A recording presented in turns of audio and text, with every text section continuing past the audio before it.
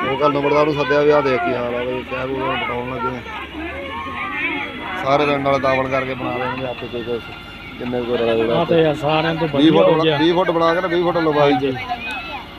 सैडा बना के सारे खड़े कर देनी उत्ते डाक सही हो गया यार। बल्कि यार कल भी इतने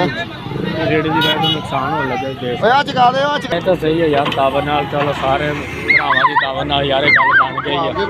ओके हो गया। हाँ जी देखो कल भी तुम देख सकते हो यार हादसा उसकी वजह नाल यार करवाया वा मेन बाजार की पक्की सी उसकी वजह नाल यार सारा काम होया क्योंकि कल तुहानूं मैं दिखाई है ना वीडियो तां बनाई गई है कि वो सारे तावन के तो तावन करके यार बनी है ना गलियां बनी है जी सारे भरावां नूं पाऊगा जिन्ने जिन्ने पैसे पे यार चलो यार स्वाद भी नहीं है ना चलो साडा बाजार सीधा हो जाऊगा नाले सारा यार जरा सी पक्की टुटी सी घर रेड़ा दे के गिरा सी उत्थे तुहानूं दिखाया भी यही वजह नाल सारा कुछ सीधा पद्धरा हो जाऊगा नाले सारे भरावां मेरा यूट्यूब चैनल अपने लोग के नाम पर लाइक शेयर कर देना जिते जिते तक मेरी वीडियो जा रही है ना सारे भरा लाइक शेयर लाजमी करियो भरावां टावर नाल ही बनी है जी देख सकते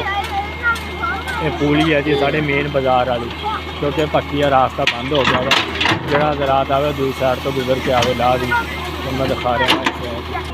देख भी सारे तुम आवाम थोड़ी जी निकली बथेरी आवाम खड़ी है बच्चे भी हाँ फिलहाल कल दिखाया सारे भरावां तावन के तावन करके बनाई है। चलो इन्ना को शुक्रिया हो गया उन्होंने जिन्होंने यार पैसे पाए ने पा के यार सीधा पकड़ा काम करवाया।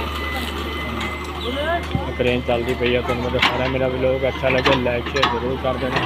सब्सक्राइब कर देना दोस्तों। ये वीडियो अगे भी शेयर कर देनी है कि यार हुकूमत ने अपील सी चलो पूलियां ने यार साड़ा नुकसान हो गया सी कल हादसे तो बच गए ने उसकी वजह तो देखो यार पिंड वाले ने तावन किया वा तावन करके यार पुली बनवाई है। सारे भरावां नूं वेलकम हो गया जिते जिते तक मेरी वीडियो जाए ना सारे लाइक शेयर जरूर करियो। देखो यार पर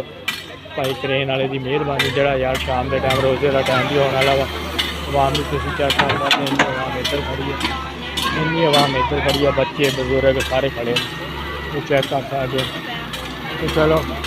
ये तो सारे ने स्वाद ही दिया ना बना ली ना पुली बहुत छोटी पुली सी है तो इन्ना हो गया बन गई है पुली चलो भेट भी गई है तो लंबी सारी पुली होगी भी फिर तुम दिखा देंगे चेक कर सकते पठान आए थे साढ़े पिंड के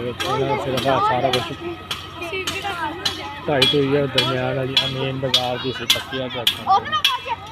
सारे जिते जिते तक मेरी वीडियो जा रही है मैं सारे लाइक शेयर जरूर कर दिए सब्सक्राइब कर दिए फॉलो कर दिए यही है ना ओके हो गया चेक करो।